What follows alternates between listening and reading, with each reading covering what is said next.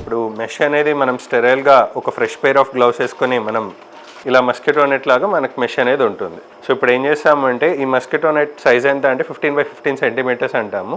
So దీన్నే మనకు పేషెంట్కి కొంచెం ఫిట్టింగ్ అడ్జస్ట్ అయ్యేలా ఒక చిన్న ట్రిమ్మింగ్ చేసేసుకొని మనం లోపల ఇన్సర్ట్ చేసుకోవడం జరుగుతుంది.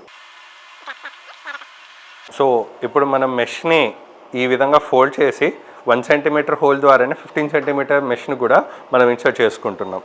మెష్ని హోల్డ్ చేసేసి లోపలికి ఈ విధంగా ఇన్సర్ట్ చేసుకుంటున్నాం.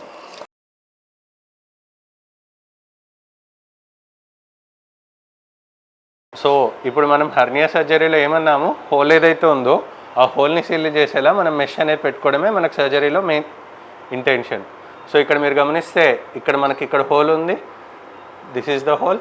అండ్ ఈ హోల్ని సీల్ చేసేలా మనం పెద్ద మెష్ అనేది పెట్టేసుకొని మెష్ అటు ఇటు కదలకుండా ట్యాకర్ సహాయంతో మనం ఫిక్స్ చేసుకోవడం అనేది జరిగింది.